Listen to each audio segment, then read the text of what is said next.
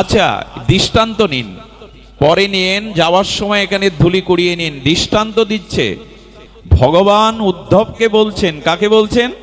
উদ্ধব মহারাজকে বলছেন, উদ্ধব, আমার পুত্র আমার যত প্রিয় না, ভগবানের পুত্র ব্রহ্মা, তার নাভি কমল থেকে জাত প্রজাপতি ব্রহ্মা, আমার পুত্র আমার যত প্রিয় না, আমার চরণ সেবিকা বক্ষ বিলাসিনী লক্ষ্মী যত আমার প্রিয় না, আমার বড় ভাই বলদেব বলরামও আমার কাছে যত প্রিয় না, হে উদ্ধব, তোমার মতো নিষ্কিঞ্চন ভক্ত ওদের থেকে আমার অধিক প্রিয়।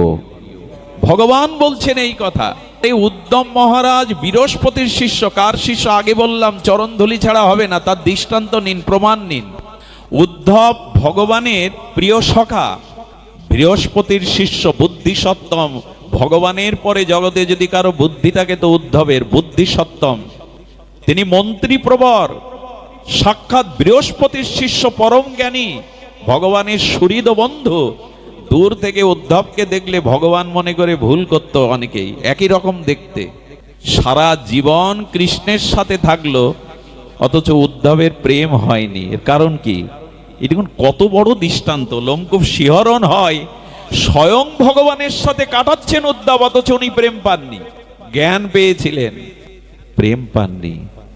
এই জন্য তো কৃষ্ণ তাকে ব্রজে পাঠালেন। যাও, গোপীদের সান্ত্বনা দেওয়া, পিতামাতাকে সান্ত্বনা দেওয়ার ছলে নিজ মালা প্রসাদী বস্ত্র পরিয়ে রথে চড়িয়ে পাঠালেন। কেন জানেন? এই উদ্ধব যখন ব্রজে এলেন, নন্দ পিতা যশোদা মায়ের সাথে সারা রাত চোখের জলে তার জ্ঞান প্রজ্ঞা সান্ত্বনা দিয়ে ব্যর্থ হলেন।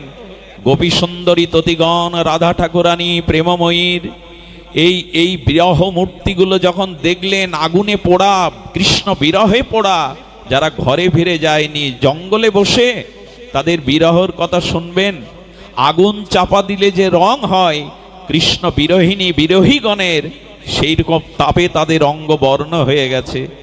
সখীগণ বলেছিল, মানুষের বর্ষাকাল 4 মাস বা 2 মাস, আষাঢ় শ্রাবণ ভাদ্র, আশ্বিনেও কিছু হয়, কিন্তু উদ্ধব আমাদের বর্ষা ঋতু 12 মাস।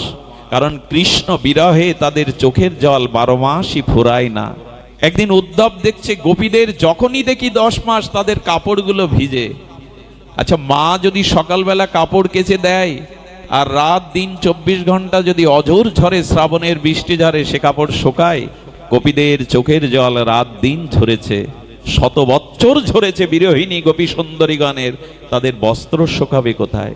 বসার আসনটা চোখের জলে ছিদ্র হয়ে গেছে। আর গোপীদের এই বিরহ দেখে, আর গোপীদের এই বিরহ কাতরা দেখে উদ্ধব নিজের রাস মুকুট ফেলে দিয়ে, রাস পোশাক অঙ্গে থেকে ছুড়ে দিয়ে ধোলায় লুটিয়ে পাগলের মতো কেঁদেছিলেন। আর বলেছিলেন ব্রজ থেকে আসার পথে, হে প্রেমময়ী, হে ব্রজেশ্বরী, হে করুণাময়ী, আমি এই জন্ম চাই না, আমাকে করুণা করে কৃপা করো, এই আশীর্বাদ করুন, আমি আগামী জন্মে উদ্ধব নয়, যেন ব্রজের কোনো নিকুঞ্জ কাননে একটা গুণ্ম ঔষধি লতা হয়ে জন্মাতে পারি। কোথায় উদ্ধব? ভগবানের সব থেকে প্রিয়, লক্ষ্মী বলদেব তার থেকে প্রিয়, ব্রহ্মার থেকে প্রিয়। তিনি বললেন, উদ্ধব জন্ম নয়, আগামী জন্ম ব্রজের কোনো কাননে আমাকে ঔষধি একটা লতা করে দিও। গোপীগণ বলছে, লতা হতে চাইছো কেন উদ্ধব? বলে, তোমরা কৃষ্ণ অনুরাগে যখন ছুটে যাবে প্রাণবধূর কাছে, তোমাদের চরণের একটা ধুলি এসে যেন আমার সেই লতিকায় পড়ে, আমি উদ্ধব ধন্য হয়ে যাব। উদ্ধব চাইছেন ব্রজের গোপী সুন্দরী গণের, অনুরাগিনী গণের, বিরহ কাতরা রাধারানীর একটি চরণ রেণু চাইছেন উদ্ধব। পাগল হয়ে গেলেন, ব্রজপ্রেমে পাগল হয়ে গেলেন, কৃষ্ণের কাছে থেকেও সারা জীবন যা পাননি, ভক্তের চরণ ধুলি প্রার্থনা করলেন। ভগবান দিতে পারবে না প্রেম? দেবে তার প্রিয় ভক্তগণ। এই জন্য বললেন, বৈকুণ্ঠ পাওয়ার থেকে, স্বর্গ পাওয়ার থেকে পরম পাওয়া যদি ভগবানের কোনো বিশুদ্ধ ভক্ত সঙ্গ পাওয়া যায়, এই আনন্দ বৈকুণ্ঠেও নাই, এই আনন্দ স্বর্গেও নাই। স্বর্গে হরিকথা নাই, সাধু সঙ্গ নাই, বৈকুণ্ঠেও নাই, আছে আমাদের এই জগতে। এই জন্য ভগবানের কৃপা নয়, উদ্ধব মহারাজের মতো ভগবত উত্তম তিনি ব্রজবধূগণের একটি চরণের ধুলি প্রার্থনা করেছেন, নিজেকে লতা করে। ব্রহ্মা প্রার্থনা করেছেন, আমি 60,000 বছর তপস্যা করেও একটা ব্রজের ধুলি হওয়ার সামর্থ্য পাইনি। হে ব্রজ সুন্দরীগণ, হে ব্রজবাসীগণ, আমাকে একটা মর্মর পাথর করে জন্ম দাও। ব্রহ্মা চাইছে। ব্রহ্মা, তুমি পাথর হতে চাইছো কেন? বলে, কেন জানো? একখণ্ড পাথর হলে ব্রজগোপীরা, ব্রজবাসীরা ওই ঘরে ওঠার আগে দেখবেন এখনো গ্রাম বাংলায় আছে, বড় একটা পাথর রেখে দেয়। ওই যেখানে উঠতে হয় ঘরে সোপান ওই পোটের কাছে রেখে দেয়, দিয়ে তারা পা ধুয়ে তবে কলসি রাখে, জলের পাত্র রাখে, পা ধুয়ে তবে ঘরে ওঠে। ব্রহ্মা বললেন, তোমাদের দ্বারে আমাকে একটা পাথর জন্ম দাও ভগবান, যেন ব্রজবাসীরা ব্রজধূলি মেখে এসে ঘরে ওঠার আগে আমার বুকের উপরে পা রেখে তাদের চরণে জল দিয়ে আমাকে অভিষেক করে। এই কথা ব্রহ্মা চাইছেন। এই জন্য ভক্তের চরণ ধুলি ছাড়া প্রেম ভক্তি পাওয়া যাবে না। তবে এটা কপটতা করে লোক করছে তাই করছে এরকম না, অন্তরের বাইরে কোনো কিছুর দ্বারা হওয়া সম্ভব নয়। কৃষ্ণ ভক্তি রহুক দূরে, সংসার নহে ক্ষয়। শুদ্ধ ভগবানের প্রিয় ভক্তের চরণ ধুলিতে ছাড়া সংসার ক্ষয় হবে না, মায়া দূর হবে না। উদ্ধব পর্যন্ত, ব্রহ্মা পর্যন্ত এই প্রার্থনা করেছেন। আচ্ছা, এদের কথা রাখুন, উদ্ধবজির কথা রাখুন, আর আপনি ব্রহ্মার কথা রাখুন। স্বয়ং ভগবানও ভক্তের চরণ ধুলি চাইছে। যার কথা বেদের প্রতিবদ্ধ বিষয়, অখণ্ড পরতত্ত্ব, ভগবানও ভক্তের চরণ ধুলি চাইছে। ভগবত প্রমাণ দিচ্ছেন। সাধারণের কথা বাদ দিন, কি বলছেন? নিরপেক্ষ মনীষান্তং নির্বৈর সমদর্শনম অনুব্রজমহম নিত্যম পুয়েদ্ধিং আর রেণভ্যি। আরে বাবা, এই শ্লোকটা মাঝে মাঝে মনে হয় গলায় বেঁধে রেখে দিই লিখে। কি বলছেন? নিরপেক্ষং মনিং শান্তং নির্বৈর সমদর্শিনা। তবে আমার পেছনে ভগবান দৌড়াবে না। কাদের পেছনে দৌড়াবে? এখানে বলছেন নিরপেক্ষং, ভক্ত হবে নিরপেক্ষ। ভক্তের কাছে পক্ষপাতিত্ব নাই। ভক্ত নিরপেক্ষ যিনি, নিরপেক্ষ মানে অন্যের কোনো অপেক্ষা যিনি রাখেন না, একমাত্র ভগবানকেই অপেক্ষা করেন। কে আমাকে কি করে দেবে, কে আমার কি ভজন করে দেবে, ফুল তুলে দেবে, চন্দন বেটে দেবে, ধূপ ধরিয়ে দেবে, অন্যের অপেক্ষা যিনি রাখেন না। মহারাজ অম্বরীশ রাজা হয়েও মন্দির মার্জন করছেন। হ্যাঁ, অতগুলো রানী, রানীরা এসে বলছেন আপনি কেন মন্দির মার্জন করবেন, আমরা রানী, আমাদের দায়িত্ব দিন। মহারাজ অম্বরীশ বললেন, আমার বিষয় সম্পদ, আমার রাজ ঐশ্বর্যের সব ভাগ পাবে, কিন্তু ভগবত সেবার ভাগ আমি তোমাদের দেব না, এই মন্দির মার্জনের ভাগ আমি দেব না। এই জন্য গুরুদেব সাধু বাড়ি এলে লোকজন চাকর বাকর দিয়ে সেবা করবেন না, নিজে হাতে করবেন। ভগবানের সেবা অন্যের দিয়ে, আমি চললাম চাকরিতে, আমি চললাম ব্যবসায়, তোমরা বাড়ি আছো, গুরুদেবকে দেখো, দুটো লোক ধরে আনলাম, তোমরাই দেখো না, নিজ হাতেই সেবা করতে হবে। সুধীজন, যারা নিরপেক্ষ অন্যের অপেক্ষা করে না, আর যারা মনি, মনি কারা?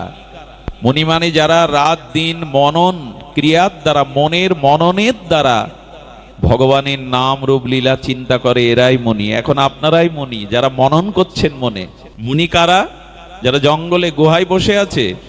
না, যারা মনের মনন ক্রিয়া দ্বারা ভগবানকে স্মরণ মনন অনুধ্যান চিন্তন করছেন, এরাই মুনি। মনন ক্রিয়াকে বলে মুনি। যারা মনের দ্বারা, যেমন ঘোল মন্থন করলে কি ওঠে? মাখন ওঠে। তো যারা মনে অন্য চিন্তা না করে নিত্য নিরন্তর মনন ক্রিয়ার দ্বারা ভগবানের নাম রূপ লীলা চিন্তায় রত, এরা মুনি। ভগবান বললেন, এই ভক্ত নিরপেক্ষ মুনি শান্তম। এই জগতে অনুকূল প্রতিকূল সুখ দুঃখ পরিস্থিতিতে যারা ভগবানের কৃপা মনে করে শান্ত থাকে, যারা হাই হাই করে না, আবার কিছু পেলেও উচ্ছ্বসিত হয় না, সব তোমার দান, যারা শান্ত থাকে, সবই তোমার দান, যা দুঃখ যা সুখ সবই তোমার কৃপা। কবিগুরু রবীন্দ্রনাথের ভাষায়, আমার এ ধূপ না পোড়ালে গন্ধ কিছুই নাহি মেলে। পোড়াও, যদি আমাকে পোড়ালে, আমাকে কষ্ট দিলে তোমার ভজনের অনুরাগ বাড়ে, পোড়াও, এটাই আশীর্বাদ, এটাই আমার কাছে প্রাপ্তি। এই জন্য ভগবানের প্রতিটি ইচ্ছাকে করুণা মনে করে, ভগবত কৃপা মনে করে যিনি শান্ত থাকতে পারেন, সর্বস্ব চলে গেলেও যদি বলতে পারেন এ তোমার দান, সেই শান্ত ভক্তের কাছে। আর কি বললেন? নির্বৈর, যারা স্বভাবত কোনো প্রাণীর প্রতি বৈরী ভাব রাখে না, হিংসা ভাব রাখে না। হ্যাঁ, শাসন করতে হয় তার ভালোর জন্য, কিন্তু কারো ক্ষতি হোক মনে প্রাণে, তনু মন প্রাণ কায় মন বাক্যে দিয়ে অন্য প্রাণীর যারা হিংসা করে না, ক্ষতি চায় না, সর্বনাশ চায় না, এরই নাম ভগবানের প্রিয় ভক্ত। সমদর্শনাম, যারা মন্দিরে শুধু ভগবানকে দেখে না, সর্বজীবের মধ্যেই ভগবানকে দেখে, সব বস্তুর মধ্যেই ভগবানকে দেখে, এই 5 প্রকারের ভক্তের পেছনে দৌড়ায় ভগবান। কাদের পেছনে?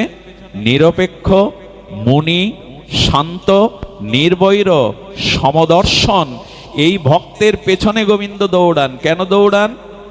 আহা, গোবিন্দ বললেন ওই ভক্তের পায়ের ধুলি যাতে আমার গায়ে এসে পড়ে, ওই ভক্তের চরণ ধুলি যাতে আমার অঙ্গে এসে পড়ে। ভগবান এটা কি বললেন আপনি? আমার মতো মাদিস জীবের নয়, এই 5 প্রকারের মহিমা যাদের ভজনে আছে, নির্বৈর, সমদর্শন, শান্ত, মুনি, এই সব ভক্তের পেছনে গোবিন্দ দৌড়ান। বড় মার্মিক কথা। কেন দৌড়ায় জানেন? ভগবানের তো আগে চলার কথা, কিন্তু ভগবানের একটা স্বভাব হলো ভক্তের পেছনে চলা, ভক্তের আগে যান না উনি। কেন?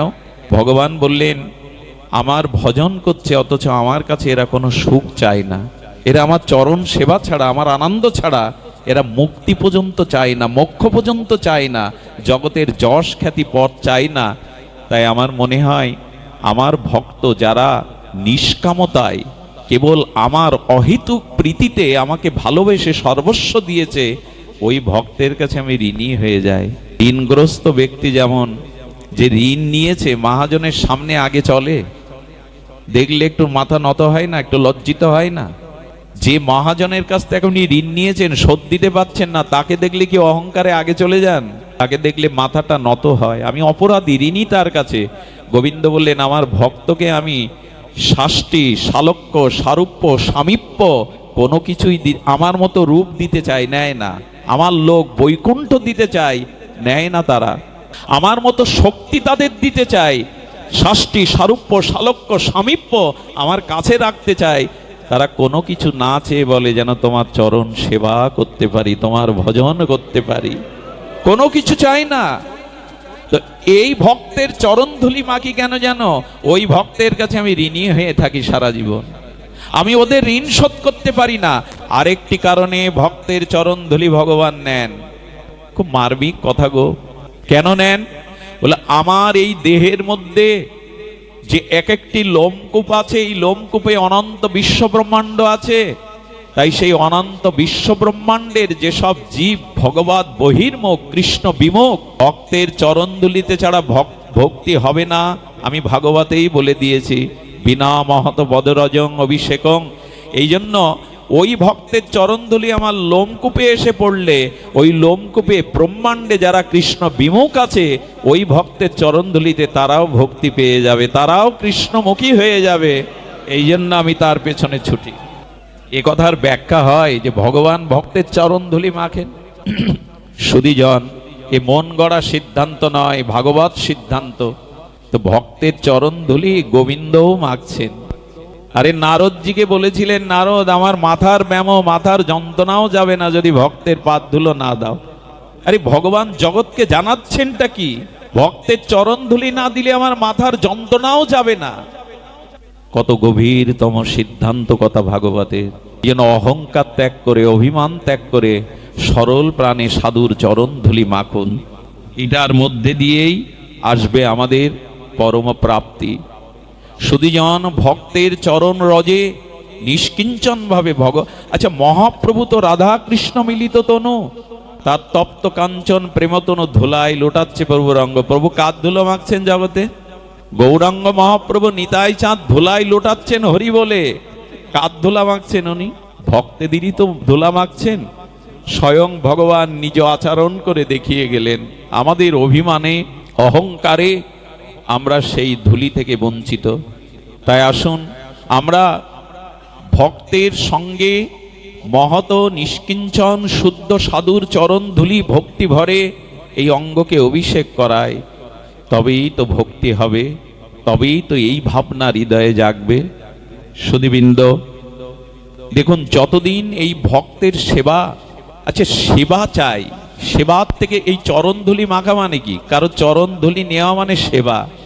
আমি সবশেষে একটু নিবেদন করি, সেবা নিতে শিখেছি, আমাদের এবার থেকে যেন মহতের দৃষ্টিতে মহতের করুণায় সেবা দেওয়ার ভাব জাগে। দেখুন ভক্তরা ভগবানের বৈকুণ্ঠে 16 জন পার্ষদ, কয়জন? জয় বিজয়া চারিদারে 2 জন করে, আর এরকম করে 16 জন পার্ষদ, লক্ষ্মী দেবী সহ শুরু করে এই পার্ষদগণ ভগবানের মতোই 4 হাত, ভগবানের মতোই রূপ জ্যোতি তাদের, শুধু পার্থক্য দুটো। বৈকুণ্ঠেই 16 জন ভগবানের পরিকর সেবকেদের দুটো জিনিস নাই, এক গোবিন্দ ভগবানের বুকে আছে শ্রীবর্ষ চিহ্ন, ভৃগ চিহ্ন আর কৌস্তবমণি, এইটা ওনার পরিকরদের নাই, আর সব ওনার মতোই। তো ওনারা ভগবানের সম রূপ ও শক্তি সামর্থ্য পেয়েও সর্বদা ভগবানের সেবা চাইছে। আমি আজকে বিশ্রাম কথাতে আপনাদের নিবেদন করি, পারলে সাধু বৈষ্ণবের সেবা, গুরুবর্গের সেবা, শ্রী ভগবানের সেবার মধ্যে দিয়েই এটা পাওয়া যাবে। সেবা না করলে প্রেম হবে না, সেবা না করলে অভিমান দূর হবে না, সেবা ছাড়া তো কোনো ধর্মই নাই। এই সেবার সামান্য একটু দৃষ্টান্ত, তবে সেবা করতে হবে মরমী সেবা। আপনাদের কাছে একটু অনুরোধ করি, সেবা লোক দেখানো যেন না হয়। লক্ষ্য করেছেন এই যে এখানে মূর্তি করা হয়েছে ভগবানের, আমরা মাঝে মাঝে কি করি জানেন?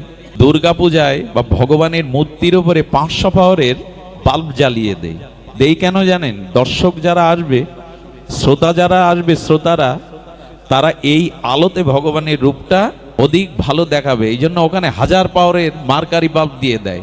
একবার ভেবেছেন আপনার মাথার উপরে, আপনার সন্তানের মাথার উপরে এরকম একটা বাল্ব 2 ঘন্টা জ্বালিয়ে দিলে আপনি মাথা ঘুরে পড়ে যাবেন। এগুলো লোক দেখানো, এগুলো সেবা করতে গেলে তাকে প্রজ্ঞাবান হতে হয়, যোগ্যতার সাথে তাকে দক্ষতা থাকতে হয়। আমি এখানের কথা বলছি না, অনেক জায়গায় দেয়। আর কি বুদ্ধি জানেন? আজ আমার বাড়ি সাধু আসবে, ভাগবত অনুষ্ঠান হবে, তাই আলমারি থেকে ভগবানের দামি অলংকার পোশাকগুলো ওই দিনই বের করি, ওই দিনই সুন্দর করে সাজাই। এটা কি ভগবানকে সাজানো না? আমার বাড়িতে আজ আসবে ভক্তরা, তারা দেখবে আমি কতটা বিগ্রহ অর্চন করি, কতটা বিগ্রহ সাজাই। এইসব কপটতা থাকলে সেবা, ভগবান মনের খবর রাখেন। শোনেন, আপনার বাড়িতে বাল্ব জ্বালাচ্ছেন, টিভি জ্বালাচ্ছেন, ফ্যান চালাচ্ছেন, এয়ার কুলার চালাচ্ছেন, ওই এয়ার কুলার ফ্যানের কাছে গিয়ে কি জানবেন যে কতটা বিল উঠলো? ওরা কি জানাবে? আর যারা পাওয়ার হাউস থেকে আপনাকে বিদ্যুৎ সংযোগ দিয়েছে, ওরা কি কতবার ফ্যান ঘুরেছে দেখতে যাবে? কত ঘন্টা এয়ার কুলার চালিয়ে ওরা কি দেখবে? ওরা কি দিয়ে বিল করবে? তো যদি অত বড় বিল্ডিং বাড়ির যা কিছু বিদ্যুৎ পুড়িয়েছেন তা কত ইউনিট মিটারে দেখে বলে দিতে পারে, তো ভগবান ও হৃদয় থেকে আপনার মনের ভাবনাটা সব কিছু এন্ট্রি করতে পারে। এই জন্য চালাকি থাকলে এই রাজ্যে কিছু পাবেন না। চালাকি বুদ্ধি থাকলে, লোক দেখানো বুদ্ধি থাকলেই কিন্তু ফাঁদে পড়ে যাবে। এখানে সরল মন চাই, সরলতা চাই। ভগবান সবকিছুই দেখেন, সবকিছুই জানেন, এখানে চালাকি খাটবে না। এই জন্য বললেন, গাও গাও সবে গৌরাঙ্গের গুণ, সরল করিয়া মন। মনটাকে সরল করো, শিশুর মতো করো, তবেই তো অধিকারী এই রাজ্যে। বৃন্দাবনের বাবাজিদের মুখ দেখবেন, একটা বড় বড় শিশু, 90 বছর বয়স, ভজন করছে, কিন্তু তাদের মুখখানা শিশুর মতো। এর কারণ কি? এর কারণ সরলতা না হলে ভগবানকে পাওয়া যায় না। এই জন্য সেবা যারা করবেন তাদের যোগ্যতার সাথে দক্ষতাও দরকার। দক্ষতা না কেমন জানেন? একদিন রামচন্দ্র আর মা জানকী বসে আছেন। মা জানকী আর রামচন্দ্র একটা সুতর্ক দিয়েছেন। কুতর্ক তো ওনারা করবেন না। সুতর্কটা কি জানেন? রঘুপতি রামচন্দ্র বললেন, হনুমান আমার সব থেকে বড় সেবক, আমার থেকে বড় সেবক আর কে? আর হনুমান আমারই সেবক। সীতামা বললেন, না, হনুমান সব থেকে বেশি সেবা করে আমার। আচ্ছা, এই তর্কের মীমাংসা কে করবে? দুইজন যখন এই সুতর্ক দিয়েছেন, রামচন্দ্র বললেন, হনুমান আমার প্রকৃষ্ট সেবক, একান্ত সেবক। জগৎজননী মা জানকী বলছেন, না, হনুমতে আমারই একান্ত সেবক। এই দুইজনে তর্ক করতে করতে হনুমানজি সরজু থেকে স্নান করে প্রভুর সেবার জন্য চরণে এসেছেন। সঙ্গে সঙ্গে রাম দাঁড়িয়ে বলছেন, রঘুপতি দাঁড়িয়ে বলছেন, বলো হনুমান, তুমি একবার মুখ দিয়ে স্বীকার করো তুমি একান্তই আমার সেবক। দেখুন, সেবা করতে গেলে কেন বুদ্ধি লাগবে, চেতনা লাগবে, একটু দক্ষতা লাগবে। হনুমান বলছেন, এ যাবৎ পর্যন্ত প্রভু তো এই প্রশ্ন করিনি আমি ওনার একান্ত সেবক কিনা। কিছু না কিছু সমস্যা আজকে আছে। বুদ্ধি দরকার, ভেতরে প্রজ্ঞা দরকার সেবা করতে গেলে। হনুমানকে তখন বলছে, আমার শুনতে পাচ্ছ না কথা, তুমি আমার একান্ত সেবক, একবার মুখ দিয়ে বলো। হনুমান বললেন, প্রভু কখনো এই কথা বলে না, মানে এর ভিতরে কোনো সমস্যা আছে, রহস্য আছে। বললেন প্রভু, এই যেই ওহু বলেছেন সেই সীতামা আনন্দে লাফিয়ে উঠেছে। হনুমান, তাহলে বলো তুমি আমার একান্ত সেবক, পরাকাষ্ঠা সেবক। দুইজন একসাথে উঠে দাঁড়িয়ে একসরে বলছে, তাহলে আমার না ওর না তো তুমি কার সেবক? হাসি মুখে হনুমান বললেন, আমি রাম সীতা দুইজনেরই একান্ত সেবক, আমি একার সেবক নই। আচ্ছা, যদি বলতেন আমি প্রভুর সেবক, মাকে কষ্ট দেয়া হতো। কেন? সেবা করতে গেলে দক্ষতা চাই, সেবা সবাই বোঝে না। সেবা মানে তো সুখ দেওয়া। দেখবেন অনেক জিনিস রান্না হয়েছে, পরিবেশনের অজ্ঞতায় সে জিনিস সেবার উপযোগী হয় না। পরিবেশনের একটা দক্ষতা চাই। এই জন্য মায়ের মতো সেবা কেউ করতে, উনি সন্তানের মনের খবর, পেটের খবর আগেই জেনে যান। এই জন্য সেবা করতে গেলে দক্ষতা। আমার এক গুরু ভাই দেহ রেগেছে, আমি আর ধনঞ্জয়, আমাদের একদিন উনি সেবা দিয়েছিলেন, এখনো চোখে জল আসে, যেন গর্ভধারিণী মায়ের মতো করে। আর সে সেবার পরে মনে হলো আবার ক্ষুধা পেয়েছে, সে যেন অমৃত পাওয়া। পরিবেশন যারা করবেন সাধুদের, তাদের বিশেষ শ্রদ্ধা চাই, বিশেষ দক্ষতা চাই। সেবা মুখে বললে হয় না সুধীজন। এই জন্য সেবাটা মনের আর অনুরাগ দিয়ে করতে হয়। একটা দৃষ্টান্ত দিয়েই পাঠ বিশ্রাম করি। আমাদের ভক্তমাল চরিত্রের একটা দৃষ্টান্ত আপনাদের মনোগ্রাহী হবে। আমাদের মলধ্বজ এই রাজা, তিনি ছিলেন অনেক বড় নিরীপতি, কিন্তু ছিলেন গোবিন্দ অনুরাগী, ভগবত অনুরাগী। ভগবানের বিগ্রহ প্রতিষ্ঠার জন্য তৎকালীন সময় প্রায় কোটি টাকা ব্যয় করে নিজের রাজপ্রাসাদের উপর মন্দির করেছেন। আর সেই মন্দির করে বিগ্রহ প্রতিষ্ঠা করেছেন শ্রীমান নারায়ণ লক্ষ্মীর। নিত্য নিজে হাতে অর্চন করেন। একদিন ঘুমিয়ে আছেন, আর ঘুমালে রাজা তো দেখছে আমাকে পাহারা দেওয়ার জন্য, নিরাপত্তার জন্য বন্দুক হাতে কতজন সেবক আর এই রাত্রে নিশি জাগরণ করে পাহারা দেয়। আমার ভগবানকে রাত্রে তো কেউ পাহারা দেয় না। কেউ এসে যদি জ্বালাতন করে, কোনো প্রাণী যদি ঢুকে পড়ে মন্দিরে, উনি তখন চিন্তা করলেন আমার পাহারার জন্য এতগুলো সেবক, আর ভগবানের শয়নে কোনো পাহারা নেই। ওই দিন থেকে তিনি আর পাহারা নিজে দিতে থাকলেন। সুধীবৃন্দ, সারা রাত না ঘুমিয়ে উনি কি করেন, ওই পরিক্রমা করে পাহারা দেন। এবং ওই রাত্রে যাতে কেউ উপরে উঠতে না পারে, একটা সিঁড়ি তৈরি করেছেন এমন যে ভগবানকে শয়নের পর সিঁড়িটা সরিয়ে রাখেন যাতে কেউ উপরে উঠতে না পারে। এভাবে 1 বছর বিনিদ্র রজনী উনি ভগবানের শয়নে দিয়ে পাহারা দেন। সেবা কাকে বলে দেখুন। রাজা একজন, ওনার রানী মনে করলো ভগবান ঘুমায় বলে উনি সারা রাত দিকে পাহারা দেন। ভগবান ঘুমায় তো, ও তো বিগ্রহ, কিন্তু উনি ঘুমান তো, একদিন একটু পরীক্ষা করা দরকার। রানীর মনে সংশয় দেখা দিয়েছে, সত্যিই কি ভগবান নিদ্রা যান যে তাকে পাহারা দেন রাজা নিজে? আর 1 ঘন্টা করে রাগে মন্দির পরিক্রমা করে আসতে। রানী একদিন উঠেছেন, সিঁড়ি সরানো, কিন্তু উনি জানেন রাজা সিঁড়িটা কোথায় সেরে রাখেন। এটা রানীর জানার কথা। রানী সেই সিঁড়ি বেয়ে উপরে উঠলেন। কি বলবো, মন্দিরের পর্দা যেই সরালেন, ভগবানেরই ইচ্ছা, কার কখন তিনি কৃপা করবেন জানা নাই।